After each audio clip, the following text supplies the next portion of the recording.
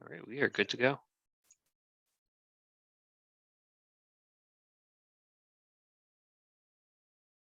Shane, you can hear me okay, right? I can hear you perfectly. All right, so being 6:30 p.m. on Wednesday, May 3rd, 2023, I'll call and have a quorum, I'll call the Bridgewater Planning Board to order. This evening, we do have a public hearing. I'll read the Governor Baker's rule suspending certain provisions of the open meeting law. The governor's March 15, 2020 order imposing strict limitations on again place. This meeting of the Bridgewater Planning Board is being conducted via remote participation to the greatest extent possible. No in-person attendance of the members of the public will be permitted, but every effort will be made to ensure the public can adequately access proceedings in real time. This meeting is being recorded within 48 hours. We'll post a link to the recording on the town's website and our social media page. The following members of the Bridgewater Planning Board are participating remotely. I'm Patrick Driscoll, the chair, Mr. Raymond Ajemian, Mr. Stephen Geller, Ms. Ashley Rojas, and I believe Ms. MJ Spadone and Mr. Ted Haley will be joining us this evening as well. During the meeting, all votes will be taken as roll calls. The following Bridgewater Town staff is also participating remotely. Mr. Robert Rulli, the Community Economic Development Director, Mr. Shane O'Brien, the Town Planner, Mr. Greg Tansey, the Town Engineer, and Mr. Stephen Solari, the Building Commissioner. At this time, everyone's mic is muted. The board's mics will be unmuted through the whole meeting. As items appear on the agenda, the project's representatives' mics will be unmuted. If this is a public hearing and allows public comment, we ask that you use the chat feature to ask your question by listing your name, address, and your question. The host, who is Mr. O'Brien this evening, will recognize the questions in order. You can use the raise my hand feature in the participant menu and you'll be unmuted when the host recognizes you. Again, please state your name and address before making any comments or asking any questions. If you're on the phone, you can dial *9 to raise your hand. So item 2, continued public hearing. The first item on the agenda is 145 Winter Street. This was map 88, lot 21, being proposed by 1635 Broadway Realty Trust. A site plan review under section 10.6 of the Bridgewater zoning ordinance with a waiver request pursuant to section 6.3.5 of the Bridgewater zoning ordinance. This is continued from March 1st and April 19th. So the way the public hearing will go is we'll ask the project representatives to give us their presentation. The board will then ask questions along with staff, and then we'll open it up for public comment. So if the applicant or the representatives are here, we'd happily turn it over to you. Mr. Dias? Yes, good evening, Mr. Chairman, members of the board, staff. Hope everybody's doing well tonight. Since the last time we were here, I don't remember the exact date, but we talked about 3 primary issues with regard to this project. First is with regard to access from Romney Road. The second had to do with the retaining walls along Winter Street, and the third was very closely related to that, and they were waiver requests related to the retaining walls. So we've undergone a fairly substantial redesign effort since the last meeting to kind of correct or alleviate some of these concerns. And I'm going to share my screen just to kind of give you all a sense of where we are here. So can everyone see this plan? Yes. Okay. This is the plan that we looked at last time. We had 2 entrances to the site, an ingress and an egress on Romney Road. Traffic patterns would flow around the site generally in a counterclockwise direction. And we had these retaining walls very close to Winter Street here. And obviously, as you all recall, there were some concerns about all of these things. So to alleviate those concerns, what we have done is we've actually, to start with, we brought our access to the site off of Winter Street. Okay, so the only access to the site now is on Winter Street. We got rid of the access to Romney Road to alleviate those concerns. Do I believe we have rights to Romney Road? Yes, I do. Do we have more than one way to skin this cat? I think we do. So we move the access to Winter Street. We have able to prove that we have adequate sight distance in both directions. And I think we've offset the driveway a little bit so that when you come out of the site, we're not pointing headlights directly up the driveway that's located where my cursor is here, okay?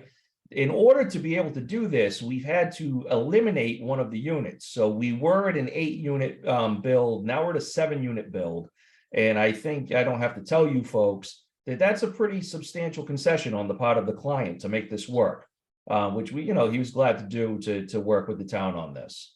The other thing that you'll see is that our retaining wall on site now is limited only to this area where my cursor is. So we had retaining walls before, right up to the property line. Now we have them set back. We're making the setback requirement to Winter Street that's required. We are still asking for some waivers with regard to the retaining wall. The first being its proximity to the side yard setback. If we move it further away from the residential property to the side, the retaining wall actually gets bigger in height. So we've kind of got a balancing act here where we are asking for a waiver on the height where it's a 7-foot max rather than a 6.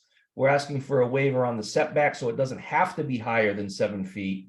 And we're asking for a waiver to allow us to construct this out of some sort of a prefab block system that we can dress up with a fieldstone veneer and things like that if we have to. One thing that I want to note that I think is very important, and I think it might have been lost at the last meeting. When you're on the residential property here, where my cursor is, looking at the site, you're not looking at the face of the retaining wall. You're actually looking down on the site from top of the retaining wall. So the face of the retaining wall will only be seen from the drive aisle in the buildings that are on the site here. Okay, I think that's an important distinction to make. Other than that, the site design has really remained very much the same. We can still get trucks through the site. We still got the same general layout. Nothing has changed substantially with regard to, drainage or utilities, things like that. We did get after the last meeting, we did get a letter from Mr. Tanzi. We've addressed, I think, all, if not 95% of his concerns in this resubmittal, and we've got a pretty clean letter back now, but I'll certainly let him speak to that when the time comes for staff comment. So that is the overarching improvements that we've made. Mr. Chairman, I'm glad to turn it back over to you and go at your direction.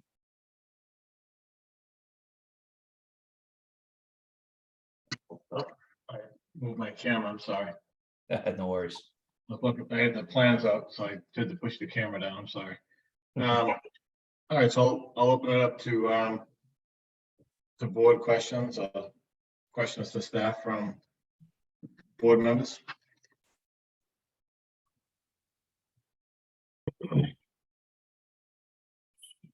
Steve, Mr. Geller? Yeah, I'm just clearing my throat. I'm scrolling through the plans on. Let's talk about the retaining wall first, okay? Sure.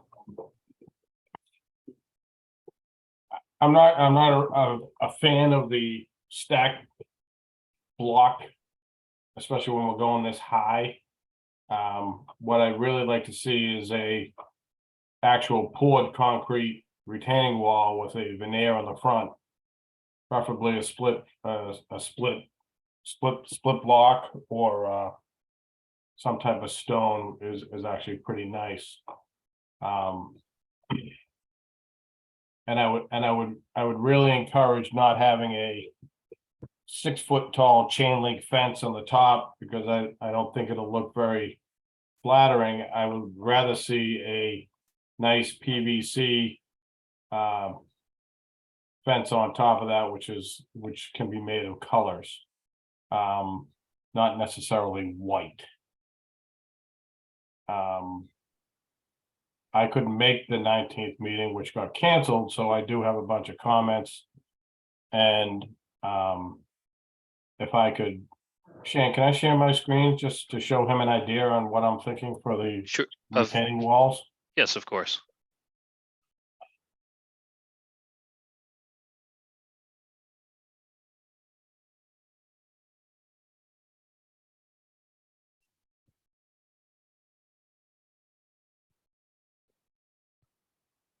So this is a picture of a retaining wall with split block veneer on the front of it Mhm. that we built, and you'll notice that that's very high. The highest point on that retaining wall that was built was, believe it or not, 16 feet in the air. And this is a nice stockade fence that we put on top of it to complement the block, and then naturally the town made me hide it with trees, but this looks more appealing than stack block and a chain link fence on top. Especially when you're abutting a residential area. Thanks, Shane. So that's one comment on the retaining walls. Couple other comments on your drawings. So on your drawing C2, I didn't see where the dumpster area was gonna be, and it needs to be enclosed. And some details on the dumpster I didn't see in the drawing. There's just Uh, that inlet loading area that's shown on the plan, just dumpster locations, but that's all shown. Yeah, the idea, just to clarify, the idea for these was that each building would have its own rollout 2-yard dumpster. Rather than have one centralized dumpster that we would then have to screen from the street and things like So that's that. gonna be a rollout dumpster that's gonna be left inside the building every night? Or parked right outside the back bay door. If it's gonna be parked outside, it needs to be fenced in. Okay, so we would need to screen those then, or we can leave them inside. Yes. Your snow storage along the east side of the property, I don't think will work because you have plantings there and it seems real narrow. And we wouldn't want to spill any of the snow onto Romney Road. Yes, we do have somewhat limited capacity for snow storage, so there would have to be a good plan and, you know, truck it off site when need be. Yep. I made the comment about the chain link fencing. I'd like to see the final design of the retaining wall. And then on drawing C5, I feel that there's a pretty big lack of landscaping, especially around the perimeter of the property. And then my sixth comment on that is I'd like to see what the proposed pylon sign, what it looks like, size, and then how it's going to be lit. And I know Steve's shaking his head no, because I really don't have jurisdiction over that, but I'd like to be able to make a comment on it if I can. It's just something I think where you're so close to a residential area, you know, I think maybe considering being, you know, lit externally instead of internally won't throw as much light out at night. But again, I know you'll meet the town ordinances, so I'm just putting my comments out there. Other comments I have, do we want to talk about the hand sketches that were put in? Do you want to talk about that on the buildings too, Mr. Chair? Well, you want to keep it to the site and then we can do architecturals at the end, Steve? Sure. Yep. That's all I have for now. So I just, Mr. Dyers, I had a couple of questions. Sure. So I went out to the site today just to familiarize myself with the site and the plans. So the entrance is at the base of the top of a hill on Winter Street. Has that either by the town engineer or by you been evaluated for safety? I mean, we could have big trucks coming out at the top of that hill, turning right or left. Do we have proper lines of sight? And are we sure that that's a safe egress and entrance? If I may just kind of take these as they come, I'm actually very confident that that is the right location for the entrance on this site. Reason being, one, it's at the top of the hill, which gives us the best vantage point to be able to see as far as we possibly can in either direction. And it's kind of on the apex of a curve, which again gives us some better sight lines. So we did do a visual check and measured sight distance. And if I'm going to share my screen one more time just to show you what we found, if I can get back to figuring out how to do that. Is that something that was submitted that I missed? I didn't see it. I apologize. So, It may not have been submitted. I think this is additional information that we put together after we submitted the package, kind of anticipating this question. But if you can see this, so here is the location on the outside of the curve at the top of the hill. And going out there, we can see clearly in this direction for at least 700 feet. And then we can see all the way to the intersection of 18. So we exceed the site distance requirements that we need. okay. And we can certainly submit this into the record as well. I think that'd be great. Thank you. Sure. So my next question is somewhat similar to what Steve had mentioned. You know, the front, you know, not only does this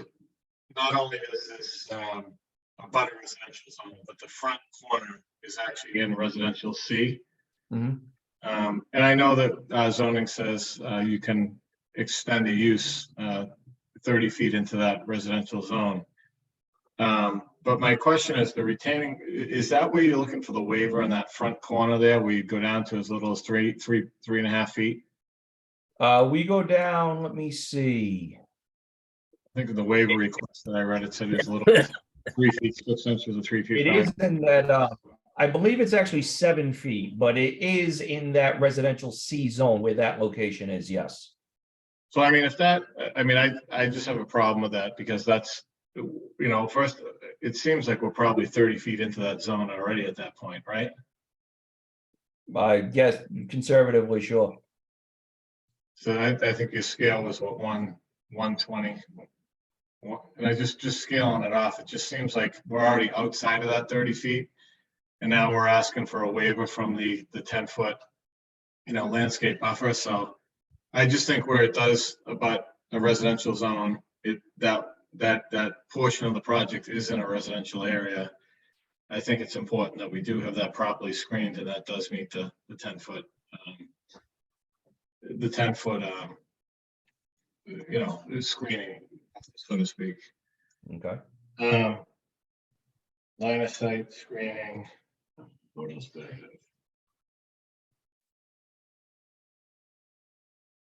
The large pines that I was out there today, and there's substantial pines that are right on the Romney Road layout, right on the edge. Is there a possibility that those could stay for screening and just to provide a divide between the street and the project? Those existing large pines? Let me take a look at the grading plan for a second. I don't believe there is, because we do have some grade between the parking lot and Romney Road there. Where the parking lot is a little higher and we're making up the grade at like a 3-to-1 slope to get back down the Romney. So we'd be grading right through those trees and they would die. All right, so yeah, because it looks like you're picking up that back area a couple of feet, right? Yes. I mean, all right, because your finished elevation is 82 in the back there. Yes, that's correct. Now, isn't Romney Road right in that area around 82, 83? It doesn't drop down. I got a spot grade on my plan right in that location of like 80.5, 80.5. So we're about 1.5 foot higher in the back corner, but as you go through to maybe the middle of the site where we have the break in between the buildings, my parking lot's at 84, and my roadway is a little bit lower than that.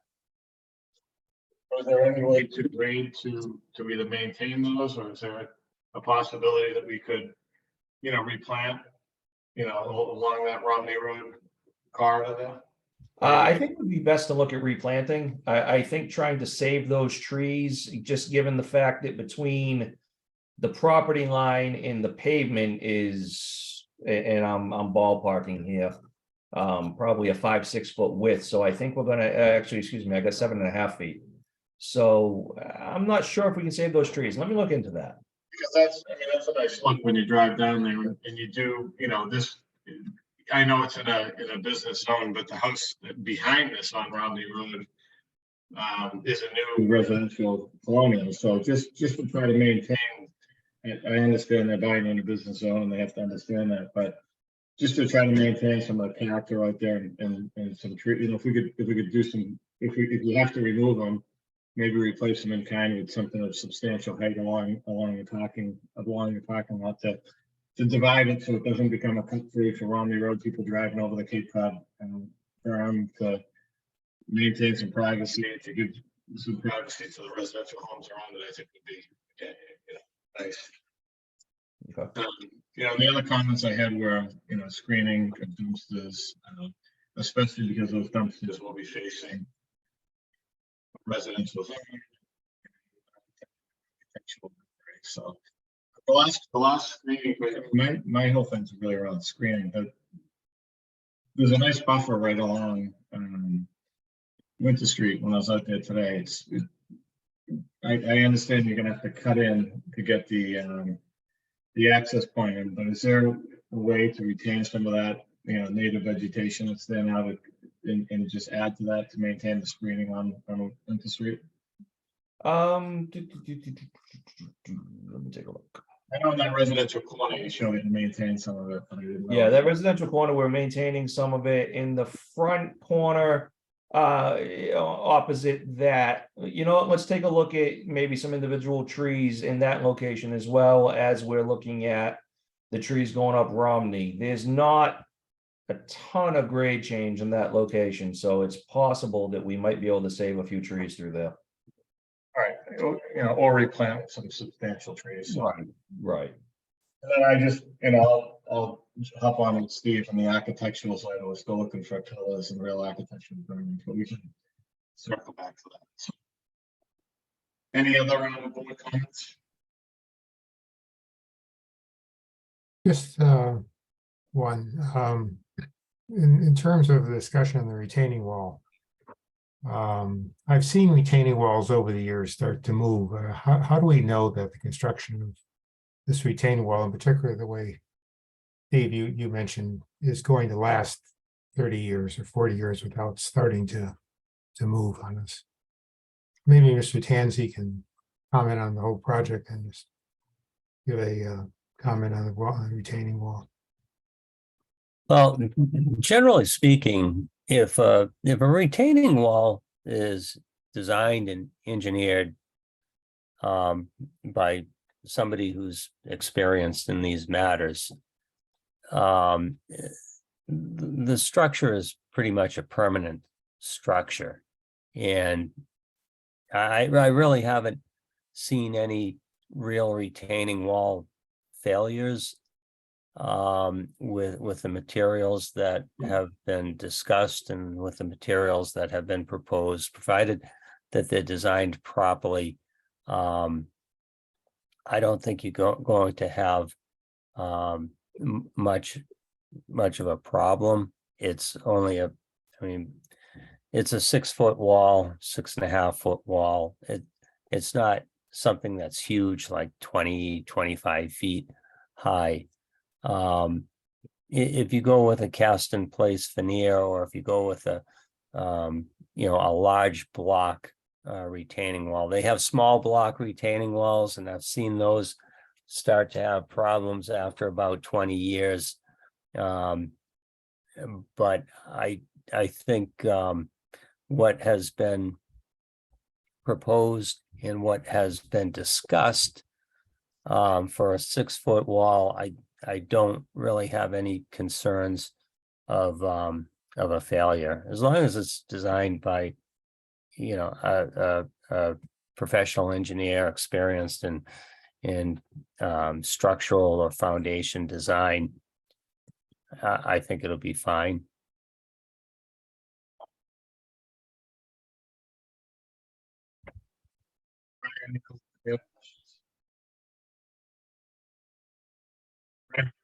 Mr. Jennings?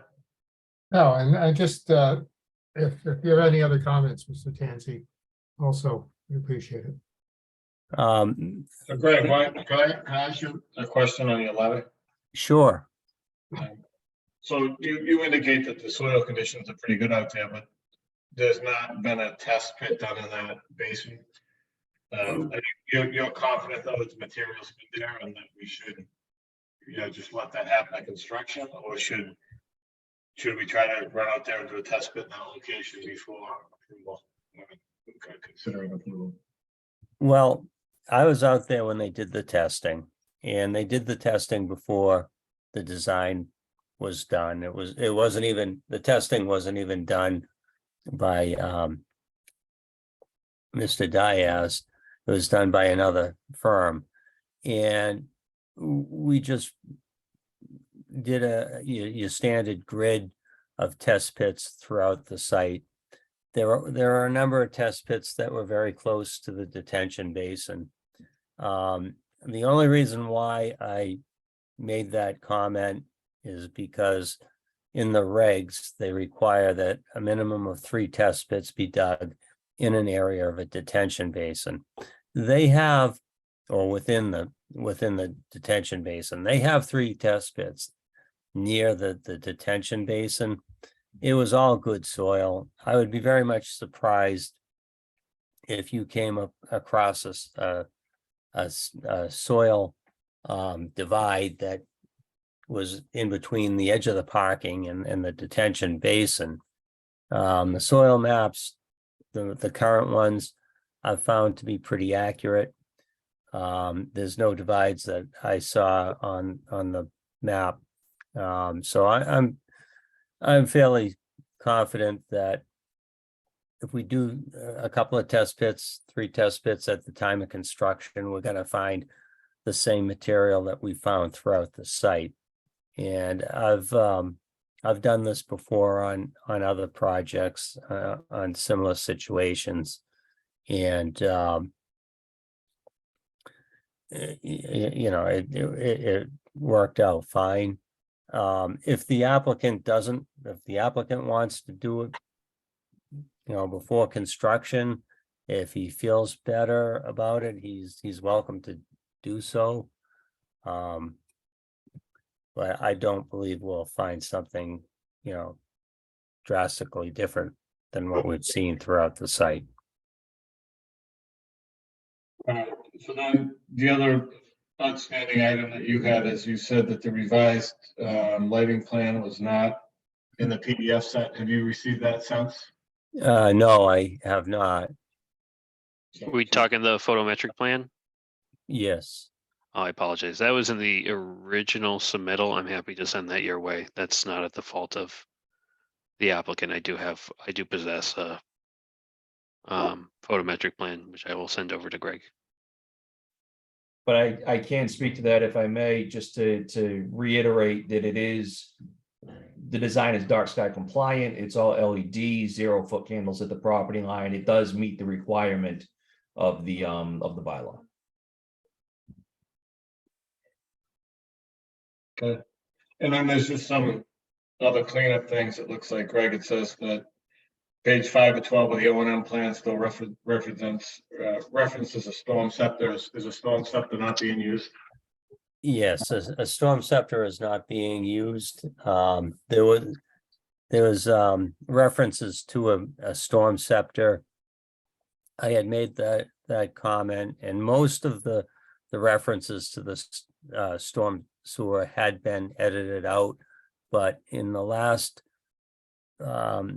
revision that I reviewed, there was one reference to a storm scepter in the O&M that didn't get purged out. So I just made that comment. And I think the last comment that I had dealt with standard 2 on the BMPs, which is meeting the pre and post peak discharges. In the front of the site, there's a small watershed, or at least there was on the last revision set of plans that I reviewed. It may have changed, but what happened was there's a slight increase in the discharge in the post development, and we're talking, I believe, less than 1 CFS. Is very minor, and I believe the applicant has actually mitigated that peak discharge if he had modeled the stormwater a little bit differently. I had put in my comments, I think he could eliminate the Romney Road section of the watershed because he's not doing any disturbance out in Romney Road. And it's really not part of the watershed that's getting disturbed. So I think there's a blending, what I call a blending of curve numbers issue that is causing that to increase. Now, the applicant may have done some edits in the interim that I'm not aware of. But I'd certainly be happy to entertain any comments that he may have regarding that issue. I can actually speak to that, Mr. Chair, if I could. I am aware of that comment. I agree with Mr. Tanzi. It's a modeling issue. We have since revised the hydrologic model, and Mr. Tanzi's right. It corrects that issue, no problem. So we can get that back over to his office to take a quick look at. Any other site-related questions? I didn't have any other site-related questions, Mr. Chairman. From the board and from staff? No, I think you guys covered Mr. Tanzi and the board has covered a lot of the comments stated. I think my primary concern, and I'll readdress it from a public comment that we received via email that I'll read into the record. Just making sure that if there was any just maintenance of screening with the residential uses in district. I just want to make sure that's properly addressed in these plans. I think they are better addressed in these plans than the past iteration. And I think as Mr. Dias has spoken about, we look at this plan a little differently coming off of Winter Street than Romney Road. I think there was an expectation that when it would come off Romney Road, there was an expectation where the street would be done in a way that's proper. But I think based on what we've seen in the curb cut presented off of Winter Street and the new information about the line of sight, I think is very helpful. And I think it's a good solution for this project. So those are my comments at this time. If we would like to, I don't know if there are any members of the public that would like to speak on behalf of the site plan.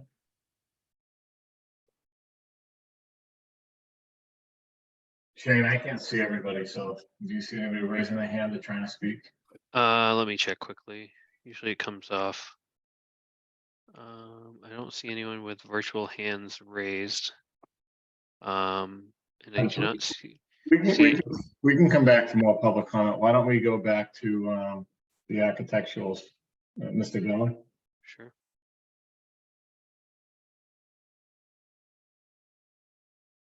Steve, you want to lead off with the architecturals? You're on mute.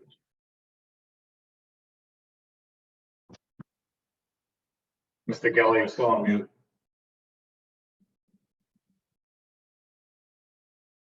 Shane, can you hear me? There we go. I can hear you. Yeah, I can hear you. It just took me a second to get. Just took me a second to get off mute. Found my notes. So I guess the things that I'm looking for when we're looking at this stuff, these are hand drawings, so I'm sure that they're not finalized drawings, but I'd like to know what the color of the buildings are, how the building's being constructed, what the canopies look like, color, size, any lettering on them. I know that's part of signage, so Steve shook his head. Where are the mechanical units being located for these buildings? And is there going to be any proposed signage on the buildings? I'm just making some notes, forgive me. Yeah, and I probably spoke a little fast, but those were just some quick comments when I looked through the hand sketches Sure, of things that I'm going to be looking for when you present final drawings. certainly, we'll make sure we address those. I would agree with you. Just some detailed colored, rendering so we can see how it blends with the, residential character in the area. So. We did, just, and I know they're not architectural plans, but we did submit with our initial submittal in the cover letter, some photos of a similar building that this particular applicant has done in the past. And this building is gonna look pretty much identical to those, and I can pull those up if you'd like. So why don't you submit what is gonna be on this property? You know what I mean? I know there's a similar, but I think it'd be good for us for the record and for the plan set to have the architecturals that actually go with the site. Sure, Because doors may be in different locations and things, so if we can have the architecturals to this site, I think that's important. sure. Any other architectural questions for Mr. Dias? I guess just a quick question. It's really maybe site or architecturally based. Do you know what utility is going to be powering this? Is it going to be gas, Eric, or another resource, propane? I believe we're gas here, and if Okay. I'm mistaken, I know Stephanie's in the audience, maybe she can correct me, but I believe we're gas here.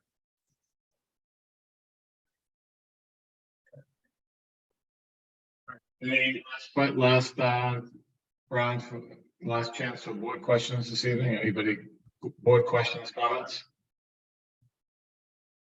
Staff questions, comments on the architecturals?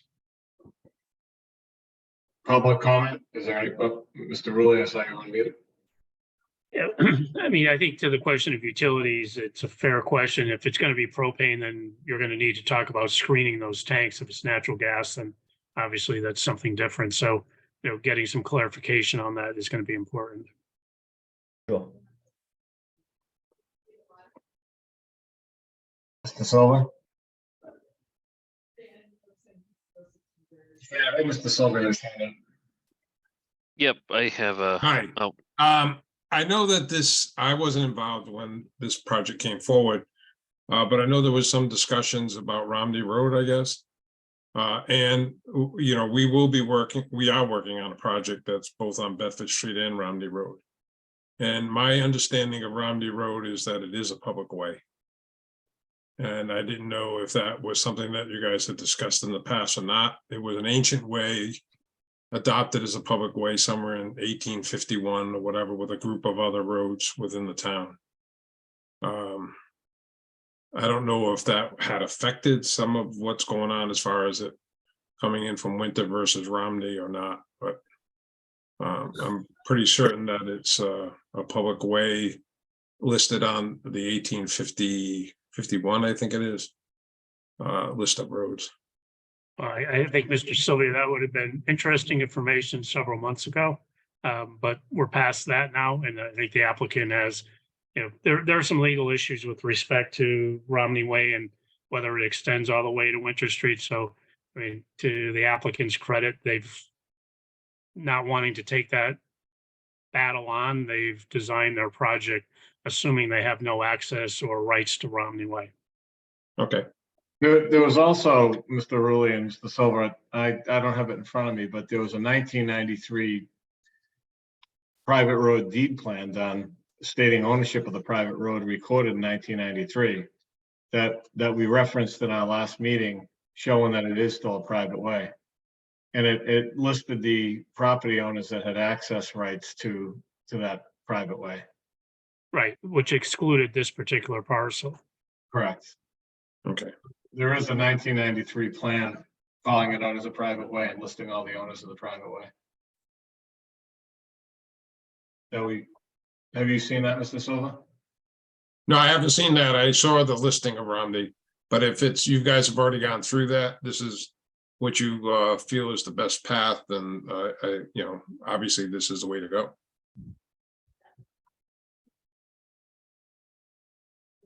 Yeah, and Mr. Chair, I sent around an email comment as well from an abutter. If you would like me to kind of just read that into the record, and I'll share my screen.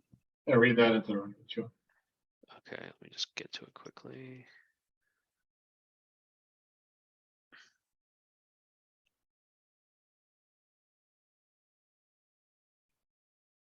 So we received this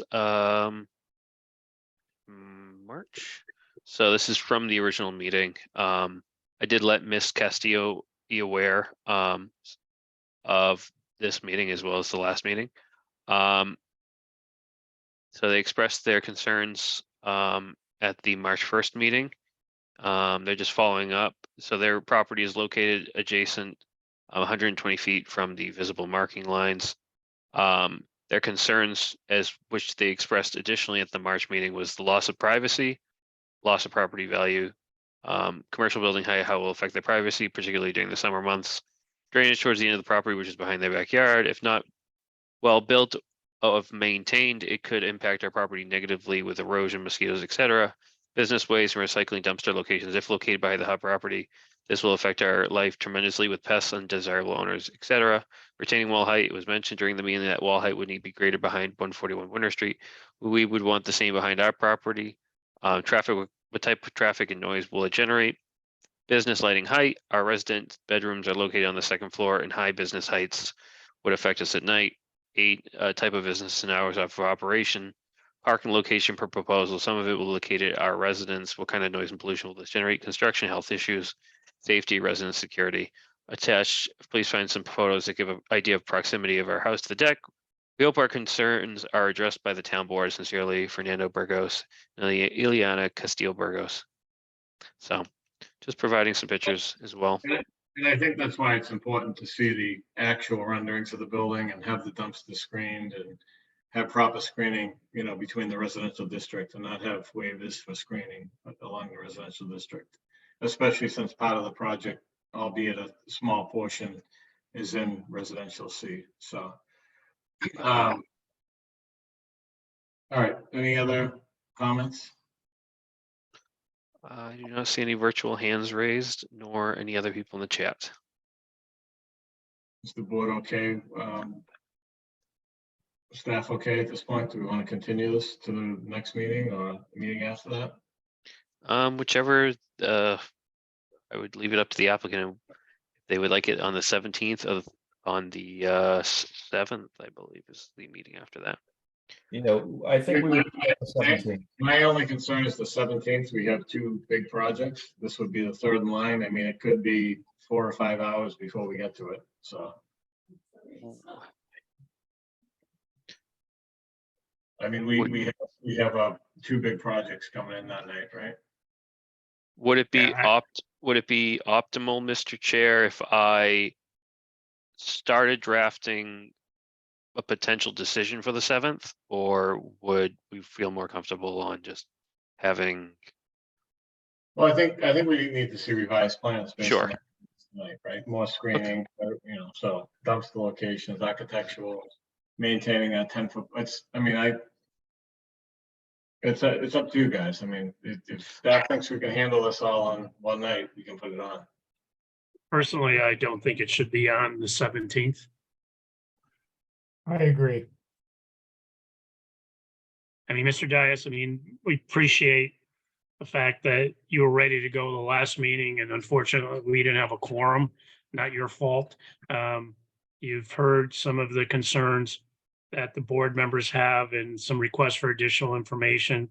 You know, at the same time, not unnecessarily wanting to hold up your client, but there's a good chance that you could be on the agenda on the 17th and still get continued to the June meeting. So I think to give you maybe ample time to address some of the concerns that the board members have raised, give them time to review that, and we can put you number 1 on the agenda for the first June meeting.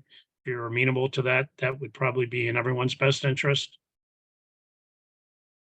I mean, I would even be willing, I mean, just where we have so much on the 17th, I'd even be willing to have a special meeting for them if they need to. I mean, I just think putting it on the 17th would be way too much.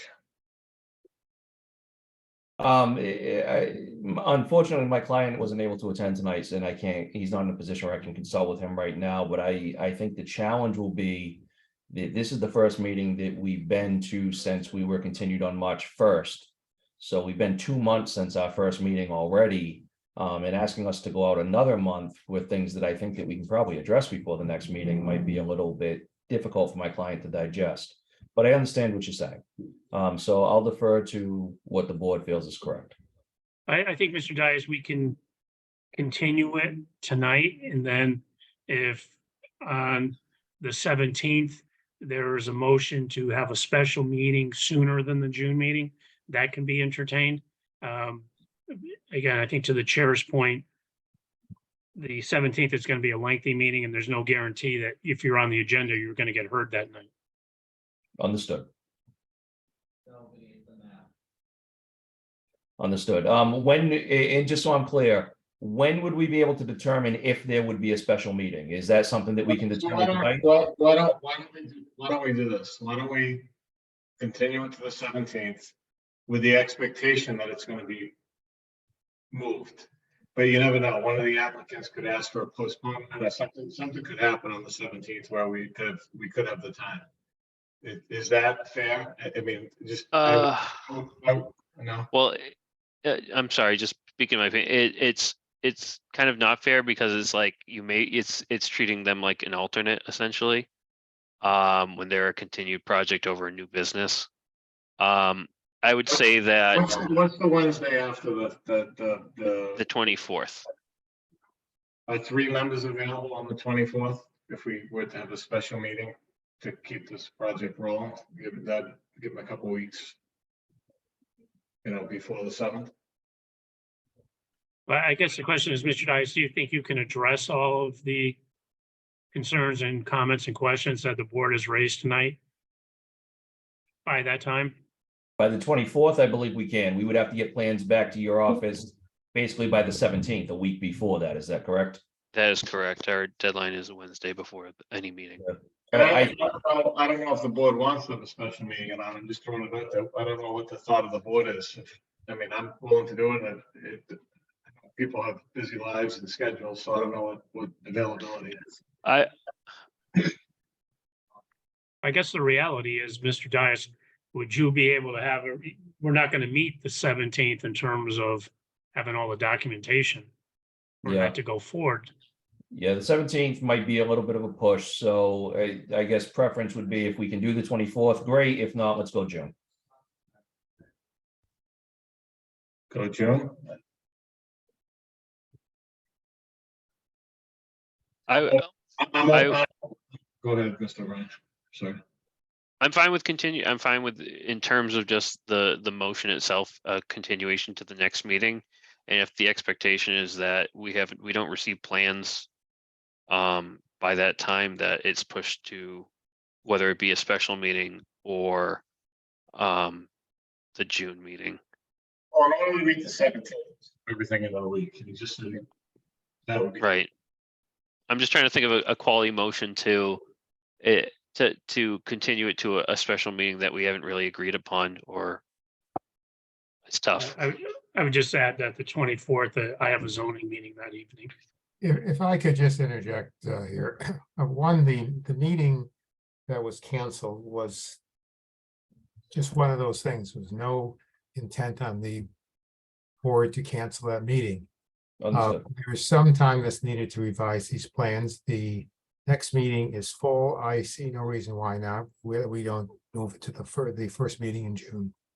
It's just unfortunate, but that's the way it seems to be.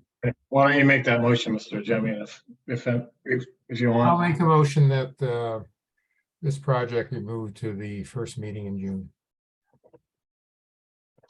Do we have a second? I'll second it. By Mr. Geller, for the second for discussion. Any discussion? Mr. Dias, are you still with us? Yeah, I'm here. All right. So, I mean, your applicant, you'll be able to get everything into us the week before the 7th, so that'll be Oh, June. absolutely. Even before that, I'm sure. And then maybe we can have it all worked out, with staff and everything for that meeting and try to wrap it up. And Shane, you could probably work on a decision letter for us to consider that night as well, so. Yeah, I can work on a first draft decision for the board to consider and touch up for that meeting. Okay, so we have a motion and a second. I'll start with Ms. Rojas, Yes. Mr. Geller, Yes. Mr. Jemian, Yes. let me yes. All right, great. Well, thank you all for your time and all your work. We appreciate it. Thank you, Mr. Dias. Thank you. Okay. Okay. So next up, we have item 3, planning board hearing items. First item on the agenda was 14 Summer Street. This is a request for a certificate of occupancy with a minor modification to the approved site plan. Mr. O'Brien, I don't know if you want to give us a heads up on this, or if Mr. Silver is representing the applicant. Is Mr. Silver on this stuff? I still think he's around. Yep, he's around. He's got a lake somewhere in the mountains. What's that? I have the Azores with me. Hey, I don't know, Shane, do you want to start as far as, what do you, you want to start? give the history of it? Sure. So I initially at the April 19th meeting, that was canceled. I was going to present a memo for this project. I did a site visit and I had some major concerns in terms of deviations from the original plan that the board had approved to what I looked at the site. There was a lot of things missing, a lot of things that weren't completed per the board's decision. So I can kind of give an idea. So what I recommended from my initial memo from, I think, prior to that meeting that was canceled to the board that I sent around, I think April 14th, is that I would recommend that the applicant would come before the board for a modification before I would ever consider signing off for a certificate of occupancy. So the applicant has provided us a modification plan. So I will, let me see what I have in front of me. Let me get that all set. So the applicant had filed for a modification plan, as well as mentioning two kind of issues that I noticed on the site.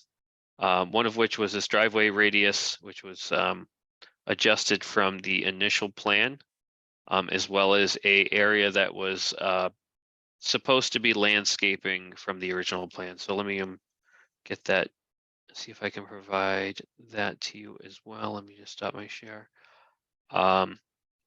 As the original plan showed, oh, I have my own set right here. Oh, that's Winter Street. Pull up. So anyways, I did a site visit on Monday, and I took some pictures, which I included in the memorandum. Whereas a lot of the work that wasn't completed has been completed as per the initial decision. So let me bring up the original as-built plan that was provided to the board, where there was a lot of changes recommended. Part of this, as you can tell from the original approval, it's right here. This landscape area wasn't installed, instead of a concrete pad. This landscape area was not installed. And instead of 2 handicap spaces, it was going to be 1 handicap spaces as required, with another space over here. So, But Shane, the one handicap one though, there was a modification. yes, that's correct. I apologize. So that was part of what was agreed the to. 22 modification. Right. And let me. So what the applicant has provided us for an updated plan, and what is currently on site is what we have here in front of us. Like I said previous, these planters are there instead of a landscape island.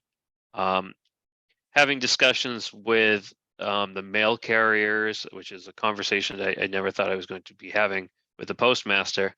It was determined that this mailbox area was the ideal location for a mailbox. Mr. Tansey provided a comment letter today that he would recommend some sort of wheel stoppage there. This area for the handicap spaces is currently not nice looking as on this plan. However, we've had discussions with the applicant that they would be correcting this ADA accessibility as well as proposing handrails in this area that would be corrected. From my initial site visit, there was no vinyl fence installed over here, nor any tenant spaces with signage. All the tenant spaces signage has been installed, as well as the vinyl fence that was recommended and approved by the planning board. The concrete berm through my initial site plan, my site visit, was not installed, however, has been installed as of Monday. So before us for this modification plan is essentially some items that have been changed through this process. One of which being a proposed landscape area here, which has become a concrete block. This planter area, which initially was a landscape island, which is now a hatch mark area with planters, as well as requested through this modification plan, the change of the radius over here with the applicant.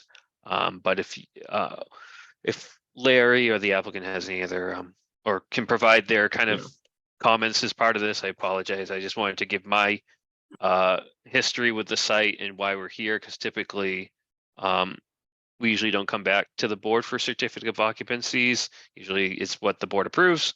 I'll sign off based on the project being completed exactly as expected. However, because of these changes, we're coming back before the board for one, not only this minor modification, but also a means to proceed with a certificate of occupancy for the residential portion of the site. Yeah, I can, But can I ask you a quick question? sure. So these areas that were paved or concreted, when this project came before us as a pre-existing site and we had a because we have an open space calculation. And I think one of the questions we asked was, does this new pavement and everything, because it was already in violation, I believe, it didn't meet the open space requirement. Does this still make it better than the original plan, or has it made the zoning violation worse? All right. You want me to, I can answer that as part of the other questions. Is that, you want me to answer that one? I Or do you guess, want Shane to answer? I guess I'd like to know what percentage we had green space before the project went forward, what was proposed for green space, and where we ended up now in terms of a percentage, and that would help me make my decision if going forward. I guess I'm not prepared to answer what's the total percentage that we had before. I can tell you what the differences are. And essentially there was proposed to have a grassed area and planting. The plantings have been put in. So there was a get well, when Shane's memo came out, there was a get well plan that we submitted, but then you guys didn't have a meeting. So we were going to discuss it that night with you, but instead we just had the client go forward to try to take care of the items that were on the get well plan.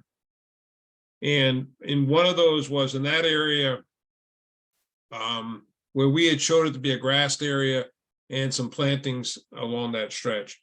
The plantings have been put in, but the problem, as the client has expressed to me, was that when they started working on this building, it was overrun with poison ivy and other ivies that were coming in from the adjoining site, the church site, all the way to the building.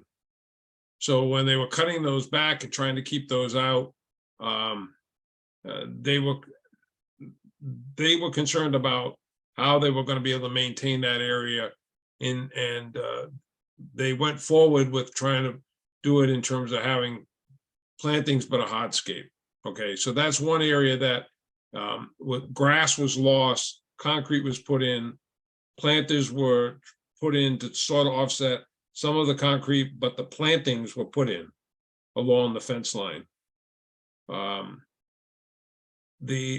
other one that was in the pavement area, the one that was a stripe, that's a striped area now with planters, is a way to try to compensate for the fact that that was supposed to be it was a small area, but it was shown as going to be a green spaced island, and because of the way that the mailboxes had to be done, that space ended up getting narrowed. Otherwise, they would have lost the parking space. So in order to not lose a parking space, and parking was limited downtown, they ended up with basically a very narrow area, not really enough to do green planting that would be sustainable. So they opted to put in planters that are going to be easier to maintain and to actually make them work. The other option, the other area that was, there was plantings in the front that have been installed in the area right adjacent to in the front left, looking from the street. Those have been put in. And then at the back of the parking lot, because the contractor, when he was doing the paving, I guess he misinterpreted the stakes that we had put there. We had put offsets from edge of pavement. I think he took them as a radius, and so I actually did radiuses off them.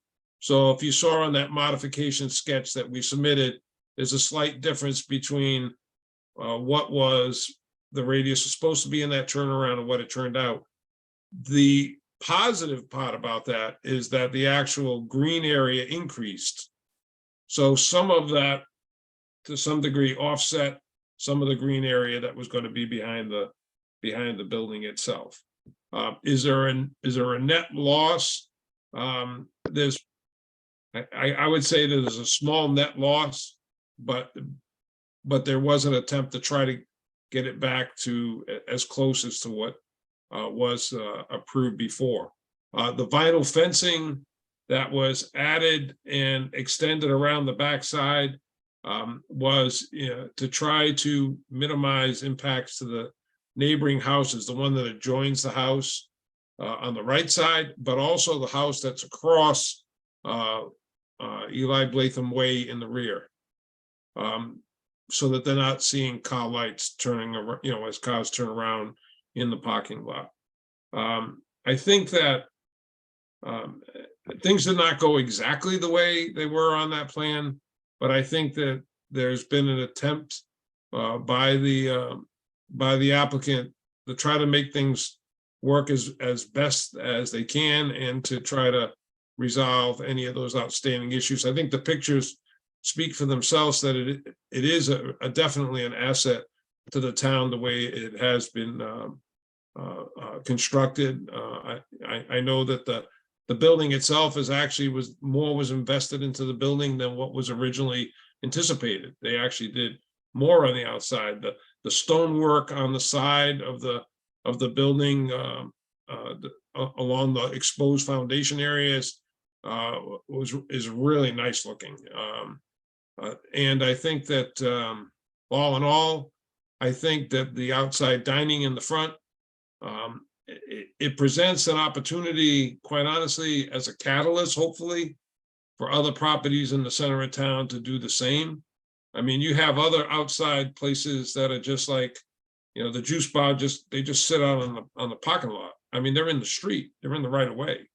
I mean, these folks have been trying to do what they can to make this an asset for the town. So, yeah, did it go 100% the way it should have went? I would say no.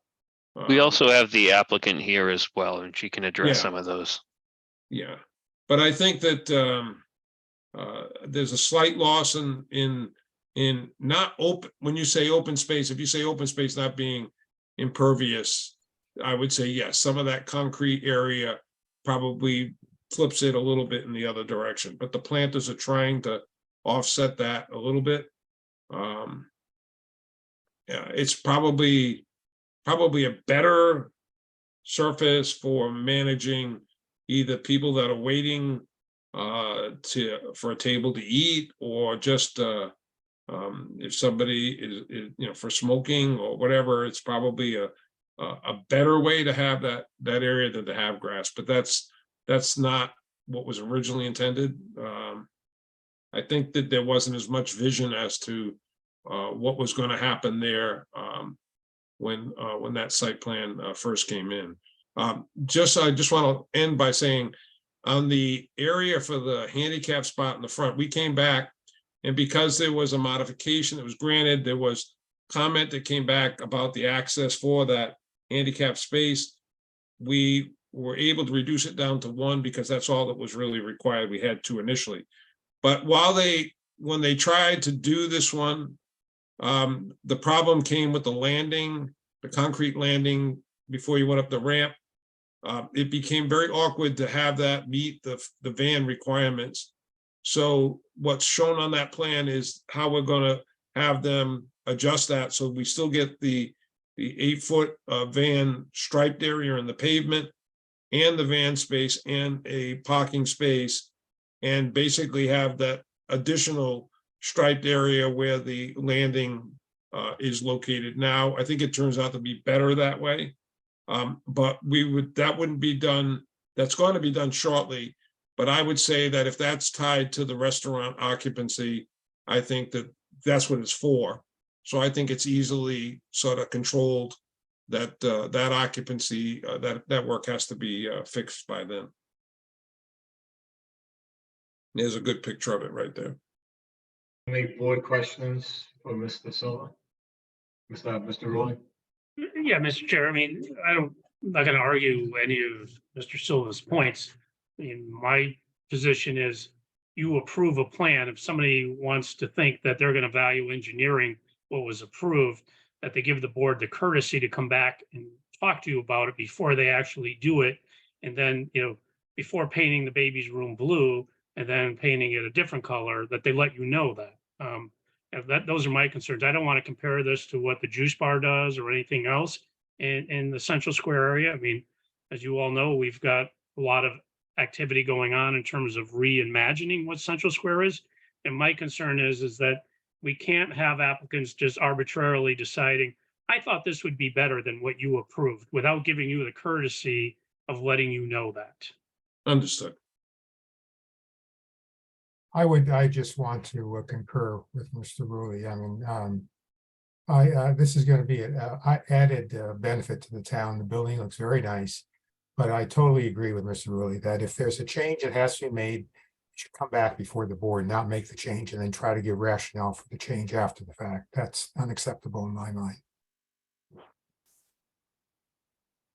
I agree. And Mr. Silva mentioned lots of positive benefits to the things that were done.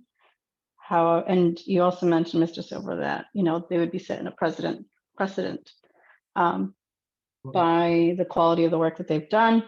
However, they could also be, I would consider this also possibly setting a precedent in a negative way by making changes without notifying the board beforehand. Cindy, you have your hand raised if you want to speak anything. Cynthia, you can speak. You're unmuted. Oh, you're muted now. You're good. I don't think your microphone's working.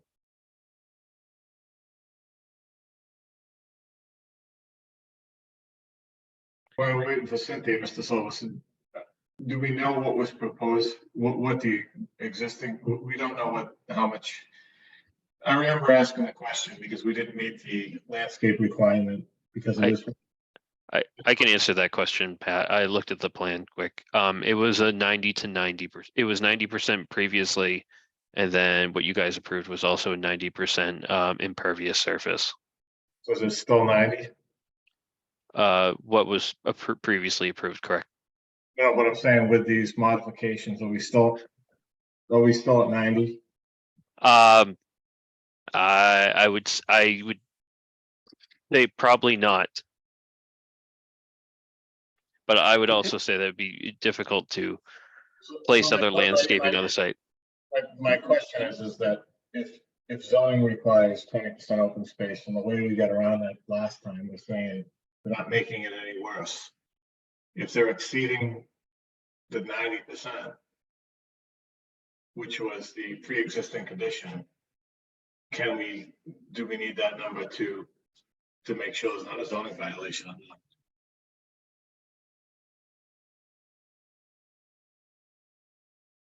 Cynthia, oh, Cynthia, do you have your hand up again? I can't hear you now.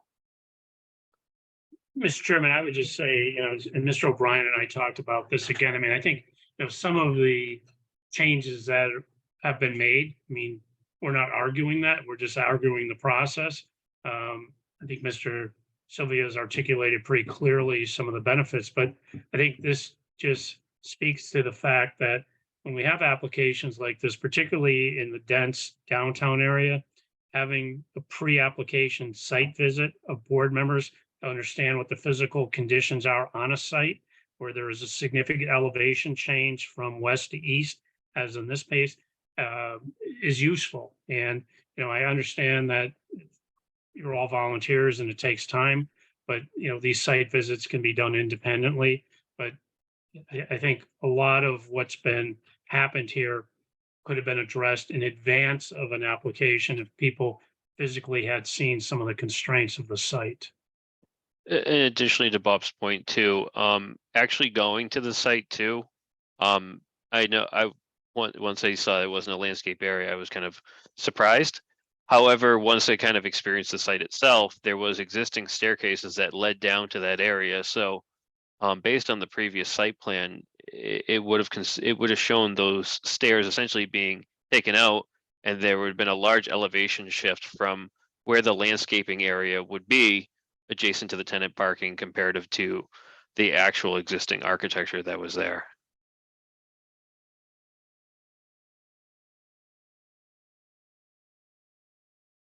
Okay, so, I mean, at this point, they're just asking for the COs for the residential, is that correct? That is correct, as well as approval of a minor modification of their plan. Well, if we wanted them to add back the landscape island in the parking lot and calculate the open space requirement, is that something we could tie to the CO for the restaurant? We could stipulate it. However, the board's decision reads, prior to occupancy, an as-built plan shall be submitted.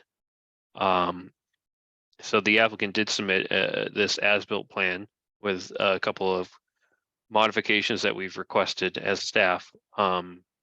So if I would state that if the board were to proceed with a certificate of occupancy or a minor modification, that it would be conditioned to include those or any other stipulations be added as part of that modification as well.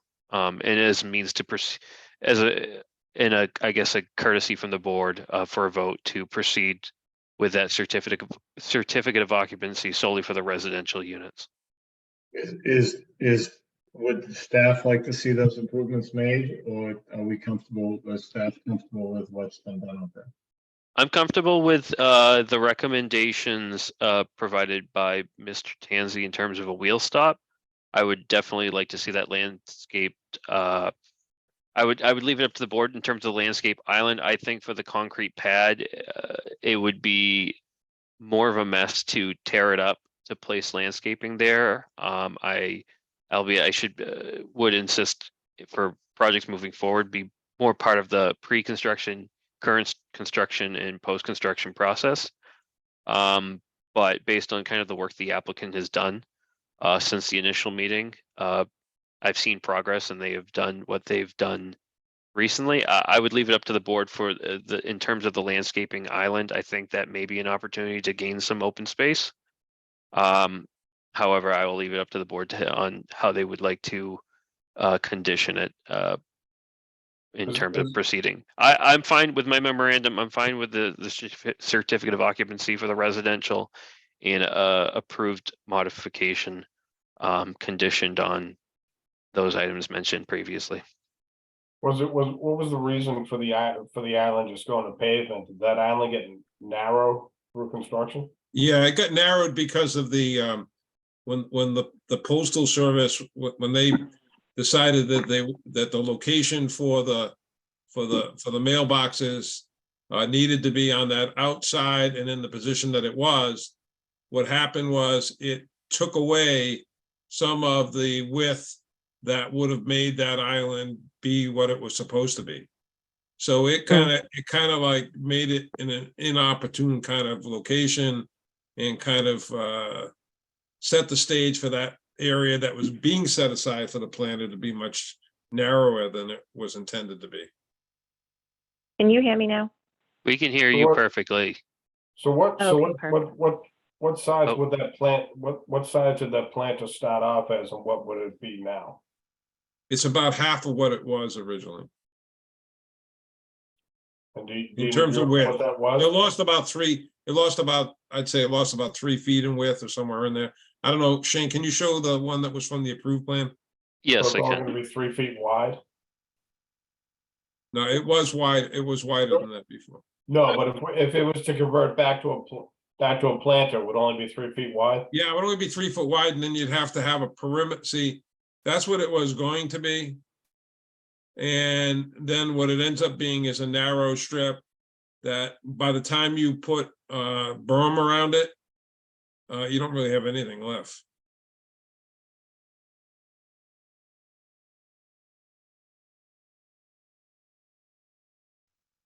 And there was originally gonna be what, a tree and some low plantings put in there? Yeah, that's what was gonna be in there. And how hardy they would have been, I'm not really sure, because you know what it's like when you're surrounded by asphalted areas. They may, they may or may not have been very successful, but maybe But we have- within here, if I don't know if there's a way I to think- ensure that you get sort of what we were trying to get there. Yeah, I think Cynthia got her microphone to work. You Oh, hear yeah. Cynthia? Yep. Yeah, I'm here. Can you hear me? We can hear you. Okay. So the first thing about that particular spot, obviously everything had been moved, and when the numbers Cynthia, came just need in- to identify yourself for the record, please. Oh, sure. I'm sorry. Cynthia Dansowitz, 56 Carriage Hill Drive, Rainham, Mass. So essentially, obviously, that specific area changed from the original one. We ended up having the concrete company come out, and I did believe I sent an email to Shane specifically from the paving company, stating why we probably shouldn't rip that up and what it would eventually do to that area if we did rip that up in that small little area. And I'm sorry, let me backtrack and say there was no malice on anybody's part not to contact the board. When we bought this building, it was the very beginning of COVID. We demoed it and did a lot of different things. And when I tell you we've hit every bump in the road, I mean, we've hit every bump in the road, from cost of lumber quadrupling, lead time on switchgear and every other thing. So there was no malice involved in saying, hey, we're not going to call the board. That was not our intention whatsoever. And this wasn't a hey, we think this is going to be better, so, to heck with everybody else. As far as the side of the building goes, where that concrete pad, and I think that's like the big point of contention here is on the original plan. I'm not sure if there was grass, but it was supposed to be greenery. That originally was not greenery. If you go over there, that was kind of like a gravel, if you will. I'm not exactly sure what it was, but if you go over there and take a long look at what's next door, which is that church, which is in dire repair, it is overrun and riddled in their gravel parking lot by poison ivy.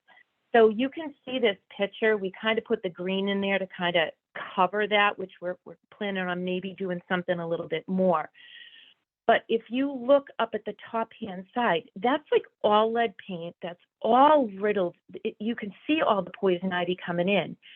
So what we did was we put stone where those bushes are, because if we didn't put stone, first of all, it was all gravel over there. We decided to, or we thought it was in the best interest of the whole property to, instead of having it green, I don't think grass would have grown there. We would have had to have dug all of that area out. And as we were digging it out, there was so many vines that our whole entire building was riddled with poison ivy. So I guess that was our thought process, and it wasn't, we didn't have the plan at the building. We didn't. I'll be completely honest, and there was no intention of saying, hey, we're just going to throw this in. It wasn't like that at all. It was. Yeah, so Cynthia, I just want to. I think we understand that this wasn't done maliciously, but what I'm trying to establish is that if somebody goes in for a knee replacement and gets a hip replacement, those are two different things. So we're not talking about we that just here. set some precedent that if a board approves a plan, that's the plan that they approved. If somebody needs to modify that plan, then I think you've seen that the board is open to considering that, and all the points that you've raised are very valid. We just can't have a precedent that, well, we let them do that, so you let them do that, so we're going to do that. So that's all we're trying to establish. And We I understand the but circumstances. okay, so what do I do to rectify that with the board? I think you're doing it right now, but I mean, it's Okay. forgiveness is much greater in advance than after the sin is committed. Understood. Agreed. I can appreciate that. Thank you. Do we have any more board questions or comments? Mr. Tansey, so I'm just trying to interpret your letter that you submitted tonight. Have the ADA spaces been striped twice and that's still not correct? Is that what you're saying? Because on the picture, it looks like they're striped and restriped. So is it corrected now, or are you saying it needs to be corrected? No, it was striped, restriped, and it's going to be corrected. It's not striped properly. I spoke with the owner at the site today, and he explained to me how it's going to have to be restriped. They're going to have railing around the landing that the ADA access aisle connects to. Is that all tied to the restaurant, or does that need to be done prior to this? That's really tied to the restaurant. I mean, the people are living on the second floor of this building. You won't have somebody with the ADA needs living on the second floor of this building. This is to accommodate the restaurant. Okay. You mentioned that the applicant appears to have extended a portion of the paved parking lot onto a budding property and has installed a concrete pad as well. Is that something that we get involved in this? Mr. Moore? I don't know why that was done. It appears that it's an encroachment on the adjacent property, but I just wanted to let the board know about this, and maybe there's a logical explanation for it that the applicant can provide to the board. Mr. Silver? I can, Cindy, you can do it if you want, but basically what was explained to me by Cindy was that when the paving company came in, they thought that jog in there was part of it, so they kind of went where they shouldn't have. And as far as the concrete pad,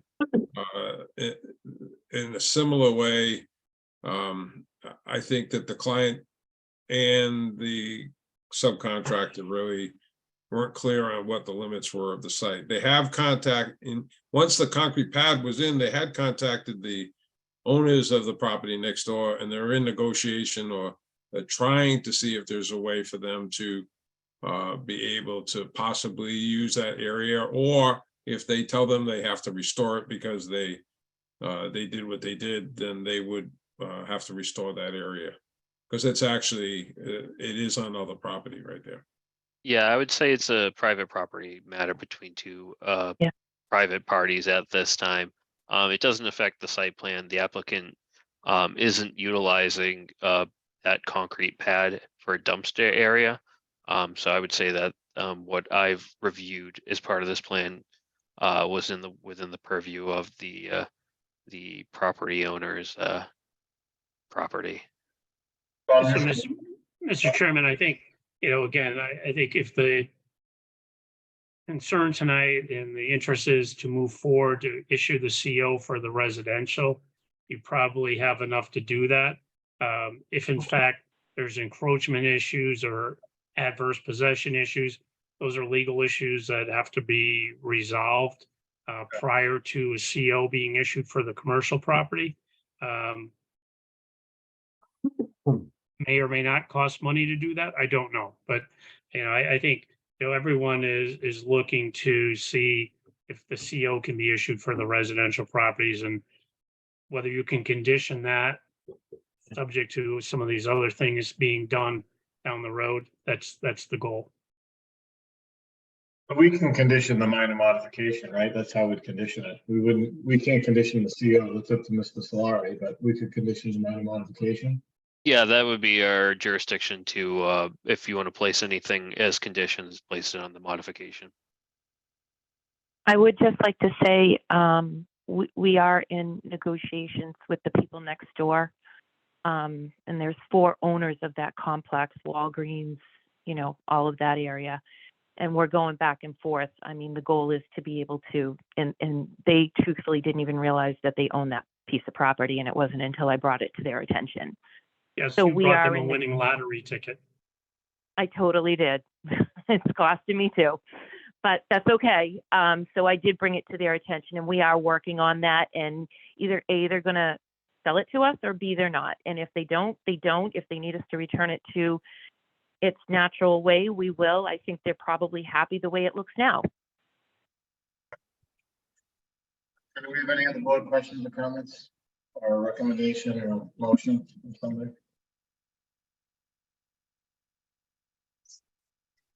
We can go forward and accept the minor modification. Before you proceed, Patrick, I was just wondering if we could revisit the handicap spot. I know that right now we only have one and only one is required, but the original plan was to have 2, correct? There was a modification in Oh, okay. 2022. There Let is, me- Okay, so it was already approved? yeah, there are striping Okay. issues in it, but that can be resolved. Okay. I think. But again, you can revisit that as it relates to the CO for the restaurant. It's- So Shane, I think it would be helpful is for if we approve the minor modification, what conditions would we want to put on it? They would have to resolve the issue, remove the encroachment with Walgreens, they'd have to restrike the handicap spot. They'd have to provide a calculation showing that they haven't exceeded the original 90% in open space. Anything else that we want to consider as conditions or no? They have to put some. Well, I would condition it based on the as-built plan provided to us be the new plan of record at this time. Well, And the only thing we don't know what the plan of record is it still in compliance with the 10% open space that was required? Mr. Silver said there's more in the back. Right, so if they can provide that calculation. So Patrick, my thought on this is, I don't think it ever did fall under that 90% calculation that you're talking about, because that area that we concreted really wasn't grass at all. Was it just because we were It's- making the modification, you wanted to see the grass? Cynthia, there was, it stated existing was 90% and then proposed was 90%. There wasn't Okay. through that it was just the shift of open space. So it didn't really present where the open space was. It just presented that the percentages in the approved plan Okay. included landscaping, and that because it included that, it hit 90%. So Okay, I'm understood. fine with including a new number as part of that, if you would like that, Pat. I'd like to see what kind of- If you shifted where the greenery is, that's fine. If Mr. Silva said there's more out back, but they have the concrete pad, that's fine, just. I just don't want to poison pill a condition where the applicant wouldn't be able to, in terms of locating green space on this plan or open space on this plan. It would be difficult to kind of locate additional open space. So Shane, I have one more question. If this is the as-built plan, Mhm. let's just say that the applicant purchases that property that has the concrete pad and the new pavement. Yes, What does that do for parking? I mean, how do we restrict them from using that for parking? Do we let them use it for parking? I would say that if they couldn't come back, they would have to come back before the board. So in terms of most conformance, we would make sure that they were in proper standing based on the plan in front of us. So if there was anything occurring at the site that was beyond the scope of this approval, as well as any conditions of modification, then I would ask for the applicant to come back before the board, where we could decide to rescind or request that the applicant bring their site to proper of this decision. So we have means to take care of things. The only thing I would say to you is that if by chance they are able to secure that piece, the dumpster could be moved to that concrete pad location, and the current dumpster location could become that, that landscaping area that would help compensate for some of the area lost.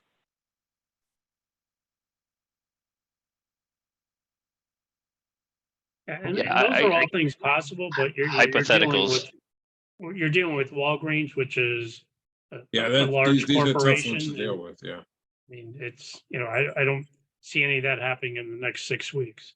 No, I don't see that either in the next 6 weeks. I'm just saying is that what they're talking about is whether or not if they did secure it in the future, what Steve was asking was what would be the procedure at that point?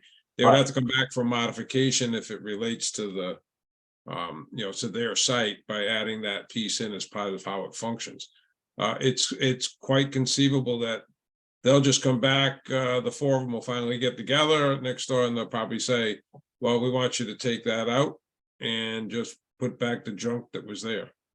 I mean, the simplest way is for Walgreens to do a license agreement with these people, get some Yeah. compensation. I mean, I think for tonight's purposes, and I appreciate what the applicant has done to opine for the sins that they've committed. And, we want to help them move forward with this. So I think if you can move forward with allowing them the CO for the residential, continue the conversation in terms of what has to happen for the CO for the commercial space. They've got some things that they have to come back to, and we can continue this to the June meeting as well to see where we are in terms of status. I think they've done a great job with the building compared to what it was. I'm excited it's down there, and I'm not trying to slow anything down. It's just, I think the one thing we don't want to see happen downtown is everything become a sea of asphalt, and that's why, certain landscape items and if this were under our new special permit or our new site plan review, it would be landscape requirements, and they weren't at that time.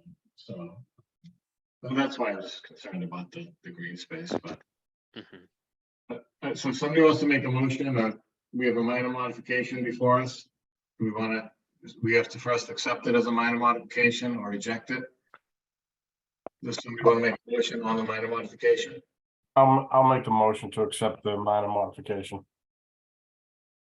Do we have a second? Second, All we're doing is determining it's a minor modification. Do we have a second? I seconded. It's minor. I believe that was the motion, yes. All right, so roll call, Ms. Rojas, Yes, Mr. Geller, Yes, Mr. Jimmy. Yes, All right, so now do we have a motion to approve the minor modification? Pat, what was your vote on that one? 4-0. Okay. Do we have a motion to approve the minor modification? Last motion was to accept it as a minor. Do we have a motion to approve it or deny it? I'll make a motion to accept the minor modification. Do we have a second? second, Second for discussion. Do we want to add any conditions before an issuance for a CO for commercial? excuse me. So we are approving the minor modifications and then we have to vote one more time, correct? We already accepted it as a minor. Right. Yes, so, She was asking for the CO. yeah, with the CO, that's what I'm referring to. Are we going to vote again for that as well, or? If we condition it, if not, we're signing off on the CO. Yeah, I would like to condition it. Condition it what? Based off of the request that we mentioned today? Is that, I haven't heard that be brought up right now, or is that going to be brought up next? Ms. Rojas, are you conditioning your motion of approval simply for the residential CO with concerns regarding the commercial CO to be addressed in the Yes. future? That's the condition. That all of the concerns related to the commercial space are addressed. You know, the encroachment on the abutting property, some of the other concerns. I think the intent tonight is to let the applicant move forward with the residential CO. They need to Right. come back before there is an approval of the commercial CO. Do we want a calculation of green space or do we not care about that? All of the things that have been read into the record, I think, will be. Exactly. I think I think it's okay with the calculation. I think prior to the next CO, I think we can look at. I just don't want to get into a conversation where we're looking for more green space beyond what is on the current plan. I think, Current plan or the approved plan? I'm sorry, what's that? On the approved plan or the current plan? The current plan, the plan of record, based on the modifications proposed. So the modification this evening? Yes. So what if that exceeds the 90%? Do we? But again, I think you're reserving the right to look at that before you issue a CO for the commercial. Yeah, I'm fine with what Bob's saying. I don't want to hold them up tonight, so let's. Sure. So I think it's part of Greg's memo. We talked about a wheel stop in front of the mailbox was one. And I think we can package the rest of the stuff I think we talked about earlier as part of it. I have them written down. Agreed. We have a motion in a second. I think we can craft some sort of a condition based on this discussion, right, Mr. O'Brien? I will formulate this discussion in some sort of conditions. No, based on the conversations I had, I'll formulate a draft minor modification prior to getting stamped in from the clerk's office, and I'll have you review it, Mr. Chair. All right, so we have a motion in a second. I'll take the condition. I'll take the roll. Mr. Geller, Yes, Ms. Rojas, Yes, Mr. Jimmy, yes, and a yes. So, Mr. Chair, I just want to make sure that it's clear that the board is giving you discretion to sign off on what Mr. O'Brien and I come up with in terms of what's approved. And if you want two sign-offs, we can do two sign-offs. We're gonna, Mr. Geller and Mr. Jimmy. And No, it doesn't need to be that. I think we're just, again, in interest of the applicant trying to move forward, just, Mr. O'Brien has articulated some things that we need to happen. and are, put into that motion, but just as long as everyone acknowledges that that's going to happen and we just need one signatory. I think an easy way to handle that is we don't have to discuss it, but you guys can send it out to the board 24 Yeah, hours from before I based- sign it. yeah, my conversation, I guess, is part of this whole thing in terms of proceeding with the CO was a comfort from the board from an approval of a minor modification and a means to proceed with a CO.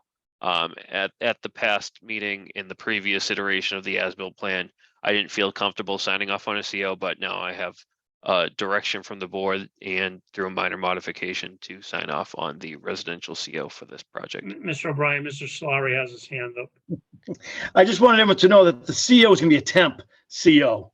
It's not the residential is only getting a temp because the way the project was done, it was done as one building and not separate.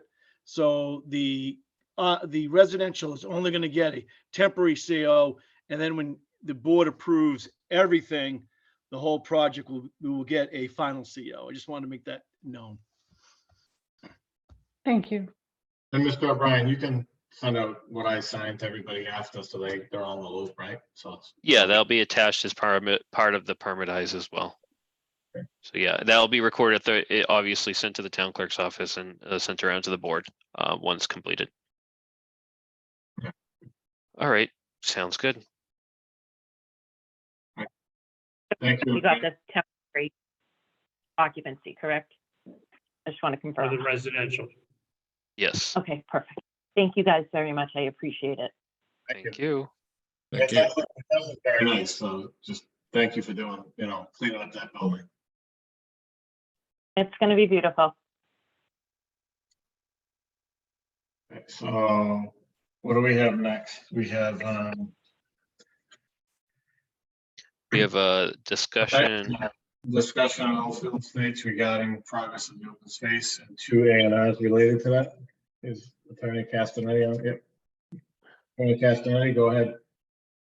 Believe he is Lee's iPhone. Yep, he's there. Yes. Good evening. Good evening. Lee Castagnetti, representing the applicant, Oldfield Estates LLC. The 2 A&R plans that we're presenting tonight, the first addresses the relocation of the mailbox parcel within common open space lot 2. It's actually the second relocation, and this relocation was done to accommodate, and I know this goes back a while, but it was the discussion involving all of the neighbors regarding the new layout of the 8 parking spaces, which have been installed. It's a gravel. They're not marked spaces. It's a gravel base, but it was done as was shown on the that proposed concept plan. So we're just seeking to have that parcel A relocated to accommodate the current location of the mailbox and the physical setup of the parking area. And the second A&R plan is we're seeking to separate the drainage parcels that were on common open space and drainage lot 1,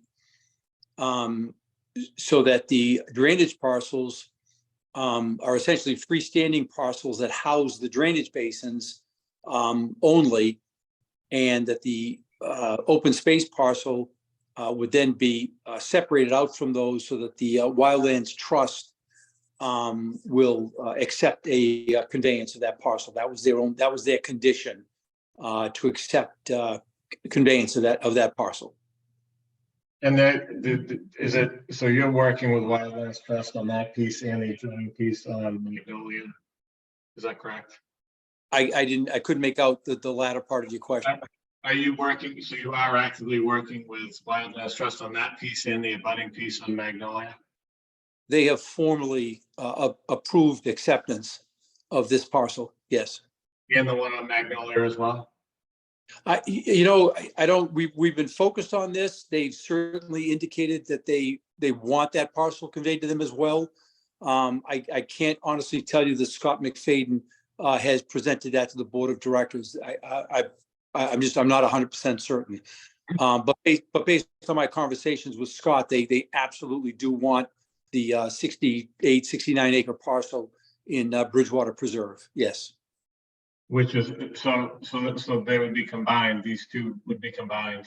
And you work with both, you work with them on that, correct? Yes, that's correct. And where are we with the town, with the terms? Maybe Shane can let me know how this works, but the parcel where the mailbox is broken off of, that's really gonna provide the parking and the access for the Jenny Leonard Park, which is the 11 acres that the town owns adjacent to that. So that piece will be transferred to the town once that's.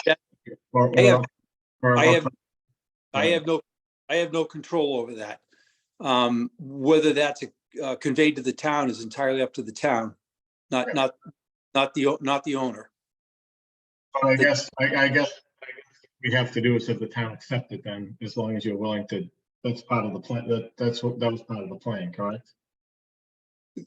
We have no issue with conveying it to the town, so long as the town goes through the proper. That was the whole point in putting the parking lot there and the access and everything else with the neighbors because the elevation change off Cherry Street, we can't get vehicles off the road for the Jenny Leonard Park. So these 8 parking spaces, trailhead, are really to provide access to the safe access to the Jenny Leonard Park.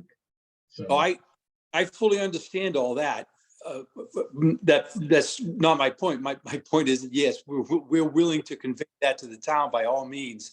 I just don't control that process. That's entirely up to the town to determine whether or not they want to accept that conveyance. So we have to get that before the council somehow. Entirely correct. Yes. So Mr. Driscoll, 2 things. I'm going to put in a motion that we get you some better audio because it's always painful trying to hear what you're saying with your audio because it breaks up consistently. Secondly, from the town's perspective and with respect to the drainage, the town does not want, and we need to have some understanding of who's going to maintain that drainage area and who's going to maintain that parking area. The town is not looking to have the responsibility for the maintenance of either of those areas. So any movement forward on this has to address whether it's a homeowners association or whoever, but the town is not accepting responsibility for the maintenance. Okay. I'll have a new computer for the next meeting. We've heard that before. It's a good. Right? And it continues.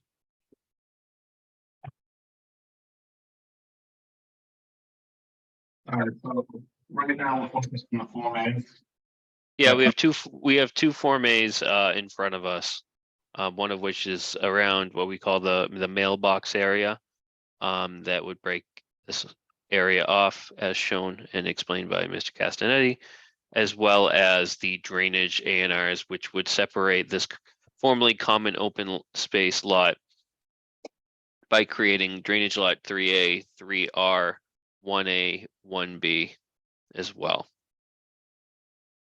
So as described here. And there are no issues with those. Do we have a motion to endorse those A&Rs? Say subject to the condition that there is some recitation as who's responsible for the maintenance. The town is not accepting responsibility for the maintenance of either of these. Right, but we can't condition an A&R, correct? You No. can No, you cannot. A&R. you can condition items pertaining to the A&R. Either that or it could be a modification of the condition.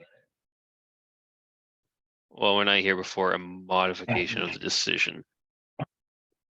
How was the final decision? How was the decision of the neighborhood laid out? Did it say that the drainage basins would be maintained by the homeowners association, or did it stipulate they would remain private, or could they go for road acceptance and drainage acceptance? The assumption was because historically, the basins have been accepted by the town as part of the road acceptance process, that would happen here.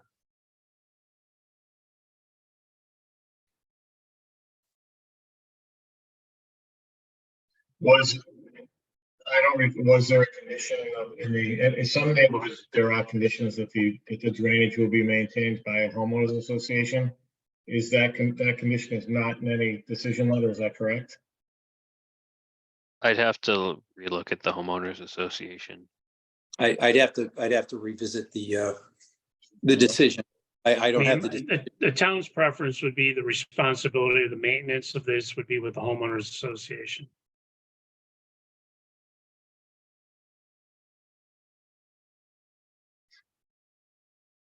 So, I believe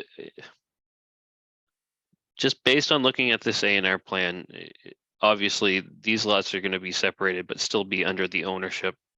of the homeowners, all right, but Correct. nothing's changing right now because they're not. Nothing is being conveyed. It's just the assumption that common open space lot 1R, in order to proceed with Wildlands Trust, is going to be eventually conveyed to Wildlands Trust, and that everything else has to be ironed out. And it still refers to the existing decision and responsibilities of the owner. I mean, I think if you're going to approve this, your condition would be, if it's going to be conveyed to Wildlands Trust, that it's conveyed that the responsibility, the maintenance of this is theirs. I've seen this in too many instances where retention ponds and drainage is left in the ether, and then we had flooding situations. So I just want to be clear that this is not the town's responsibility. It's Well, Bob, Well, the open space is going to be conveyed to Wildlands Trust. They want the drainage parcels removed from the open space. That's the purpose of saying that. Mr. Castleman. so that conveyance should just include language that makes clear that they're responsible for the maintenance. No. Well, the homeowners association.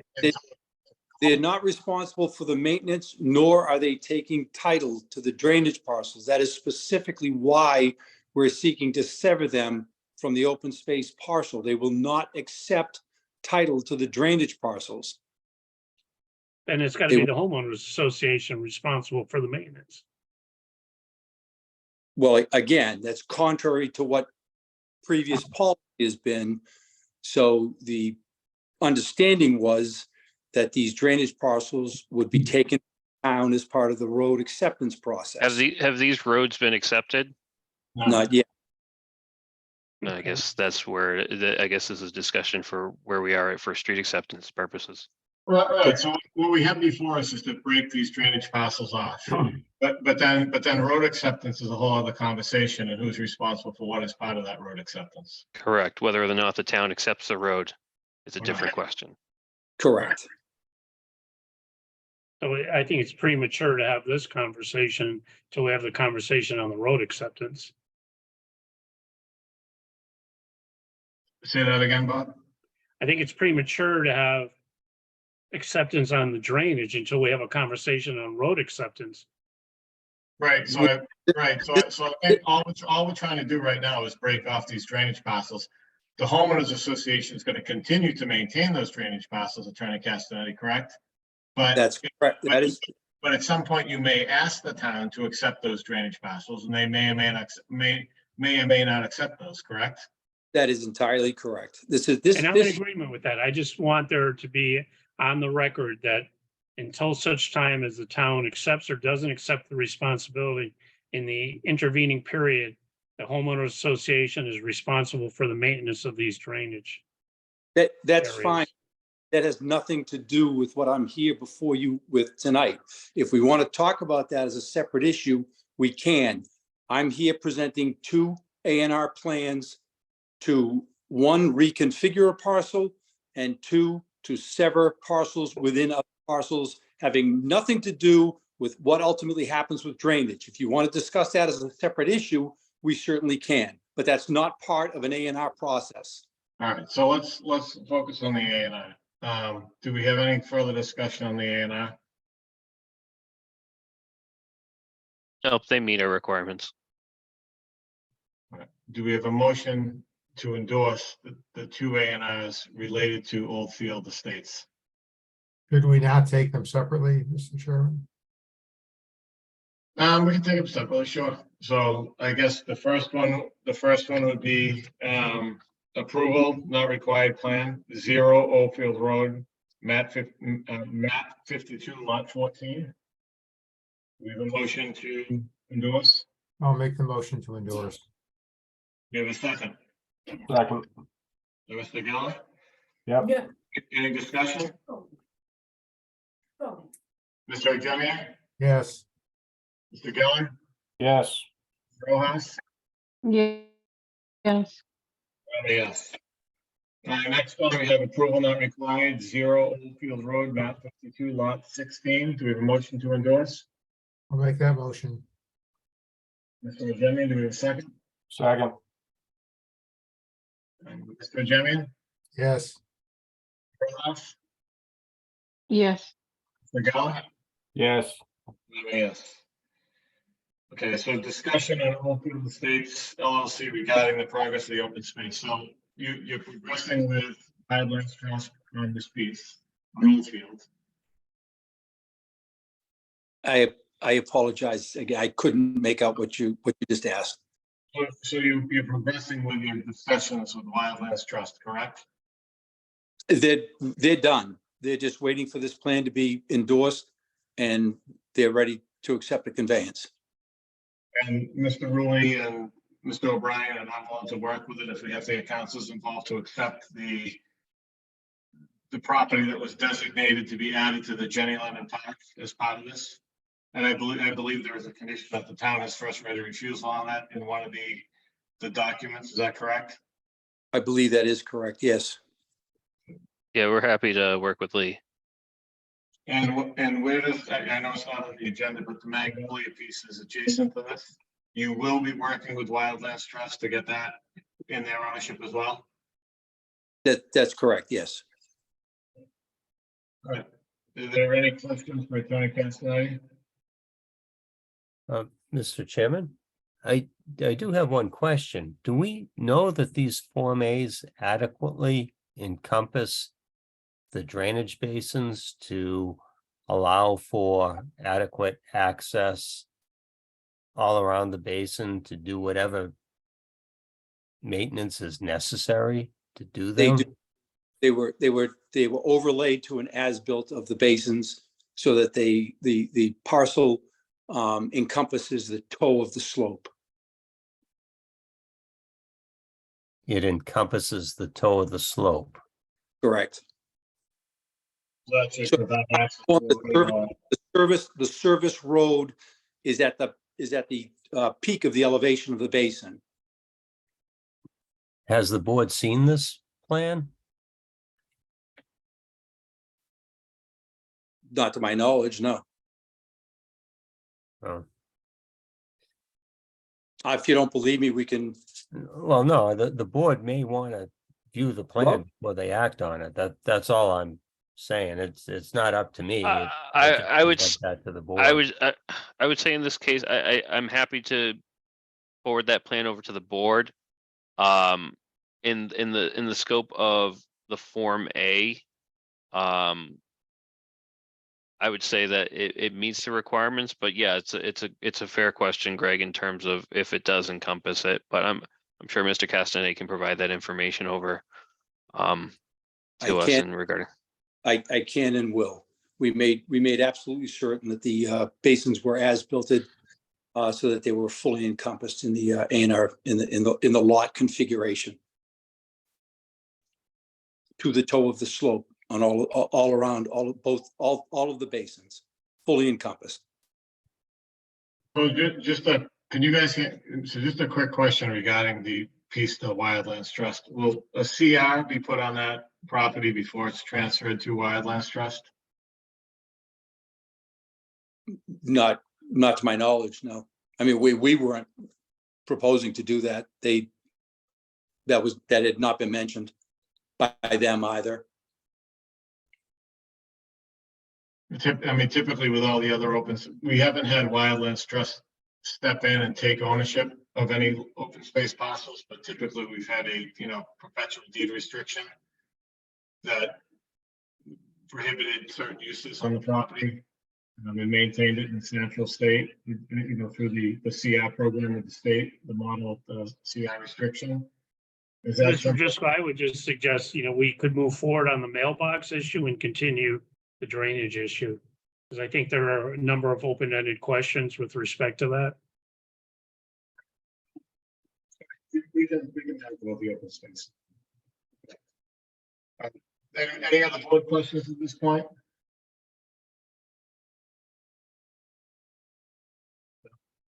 All right. Thank you, Attorney Castanet. Thank you. Appreciate your time. Thank you.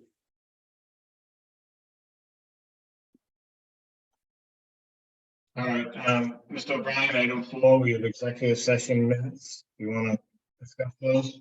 Yeah, so at a meeting a couple months ago, I placed on the agenda executive session minutes, and I packaged them all together to send over to the board. What I failed to do is mention the dates of those minutes. So the December 19th, 2018 meeting minutes for the solar versus the planning board executive session minutes were approved. However, because there were multiple meetings, including November 13th, December 5th, and March 2019, as well as November 7th, 2018, I'd ask for the board to reapprove those minutes sent or approve those minutes based on those dates so I can upload them online as proper.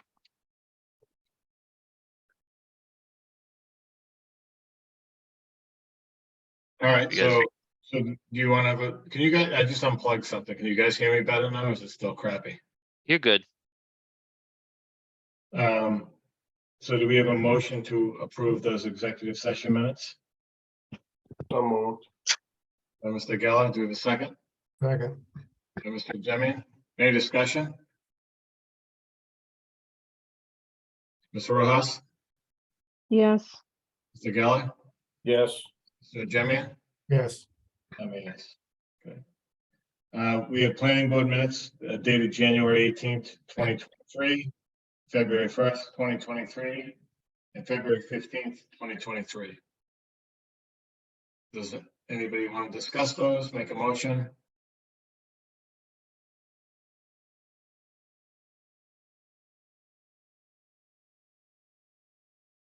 Motion, I'll make a motion to approve the board's meeting minutes from January 18th, February 1st, and February 15th of 2023. any discussion? Second. Second. So motion by Mr. Geller, second by Mr. Jemian. Ms. Rojas, Yes. Mr. Geller, Yes. Mr. Jemian? Yes. I mean, yes. Mr. Rulli or Mr. O'Brien, do you have anything for us this evening? Yeah, I do. Anticipating that we've got a number of complex applications coming before us. There are some inconsistencies between the town charter ordinances and the planning board rules with respect to alternate / associate members. I have a first reading on the agenda for the May 9th council meeting to make associate members actually, and we're going to call them alternate members because that's how it is in the town charter. At present time, they're limited to only participating in special permit applications. The majority of applications that become into this board are site plan. I want to acknowledge that the alternates associate members have really good attendance at these meetings. I want to empower them to have the same rights and responsibilities as a full member, should a full member not be able to participate in the meeting. So that first reading of that ordinance change will be on February 9th. You know, it's funny, Bob, I No, always. February? February 9th. When? I'm sorry, May 9th. May? May 9th, okay. I always thought they could fit them on site plans. I guess I just never, I mean, it's specific that they're limited to special permits and, you know, I've never been in a jurisdiction where an alternate has been called an associate, but that they didn't have the full rights and powers. So, I mean, you know, to MJ and Ted's credit, they have pretty good attendance at these meetings. And I think, again, moving forward with what we're anticipating with Perkins and Claremont and some other things, I recognize that people have lives and can't meet every meeting. So having the alternates have an opportunity to participate is going to be critical to us moving things forward. you're great. And And just on my end, if you haven't come over to pick up a set of large plans for Claremont and Perkins, please do so. They are also available online on our website under our planning board applications. So if you know of anyone that's has any questions, comments regarding those projects, I believe notices shall be sent out soon in terms of green cards for butters. But the plans are available online on our website. So if anyone's having issues accessing them, I'm happy to assist. But yeah, we got a big one on the 17th, and we'll be prepared on a staff end to assist you guys in all means.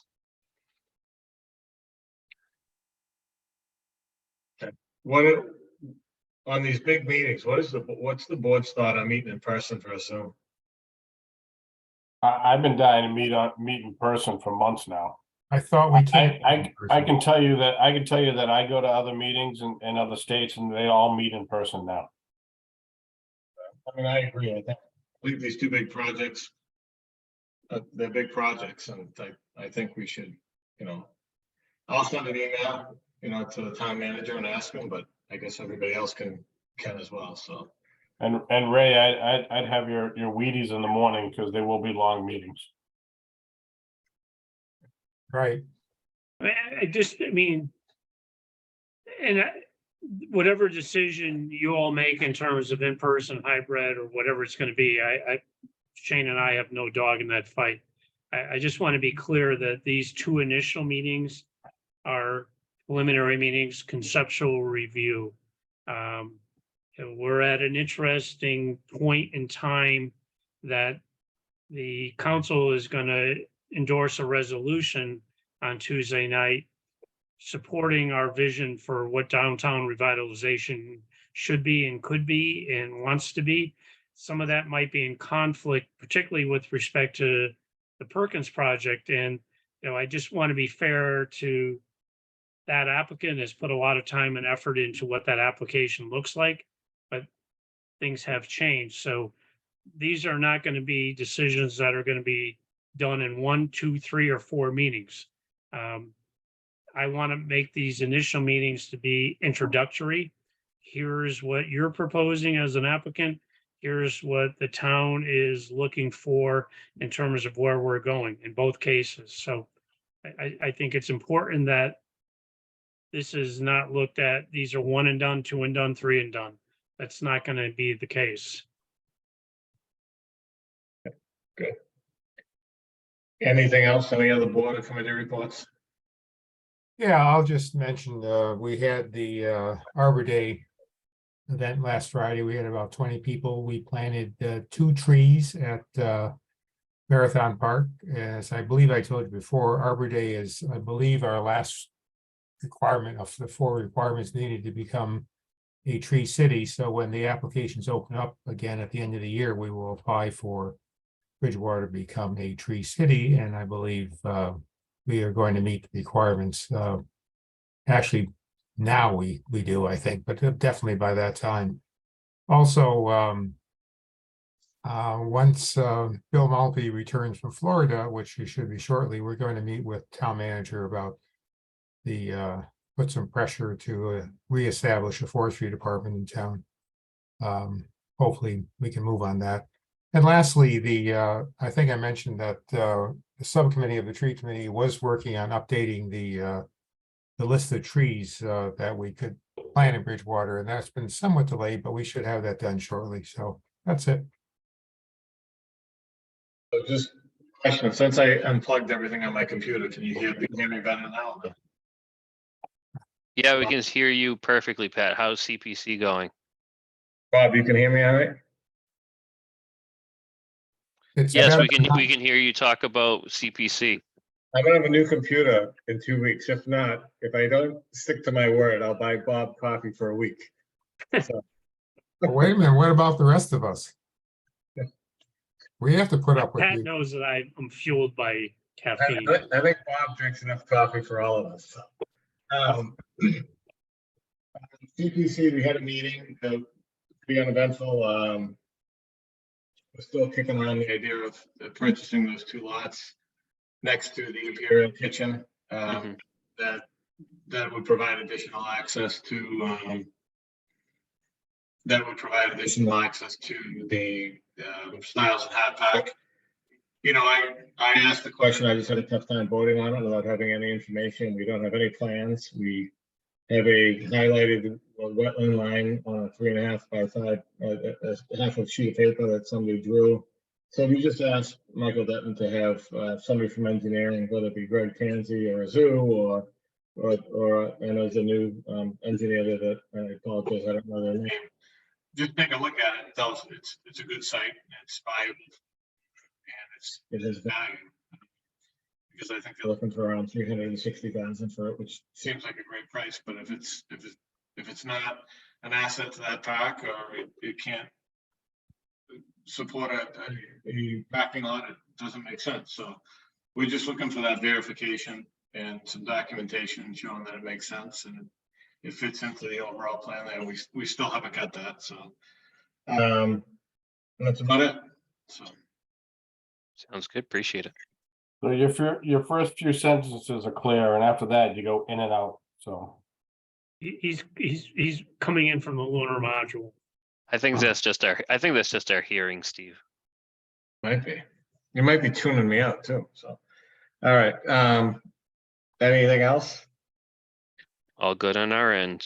Bring your coffee next week or But 2 if, weeks. from now. if we're having 2 meetings Zoom, I need to be prepared for that. So I'll make sure that I have improved audio for the 17th especially. So I mean, let me just say this, Pat, if in fact we're not going to be in person, then it might make sense for you and I, and not necessarily Shane, but you and I can do that meeting from my office. with my new computer, I'll bring it. No, I will use my computer because I know it works. The No, meeting, Pat, the Pat, me- if you really wanted to, Pat, you could dial in on your phone and wear a headset and just mute your computer, and we'll hear you like you're talking through your phone. You know, it's funny. I do Zoom meetings all day with one person or 2 people on the line. I've never had a problem, but for some reason, when I don't know, that's not good. Because right now, you're in the daytime, you're doing meetings and your kids aren't home. Now your kids are home doing all kinds of things on the internet you don't even want to know about. And it's creating a problem. I'm not home. I'm at my office. I couldn't do this at home. So, all right. Do we have a motion to adjourn? So move. So just do a second. Mr. Jimmy, do a second. Anybody? we need a So, second. I'll second it. Mr. Geller, just for discussion. So I don't think there's any way we can go in person on the 17th. Maybe the meeting after that we can, because you already advertised it, Mr. O'Brien, Zoom, correct? I advertised the meeting to be checked. The meeting will be, the meeting location will be addressed on the agenda. So we We've left, covered that. We've advertised the meeting. We have some flexibility in terms of whether it's hybrid, in person, or completely online. yeah, we're gonna leave that moving forward just in case if there's any changes. Okay. So we'll just say, look at the agenda because the agenda will state the date and time of the meeting. All right. Good night.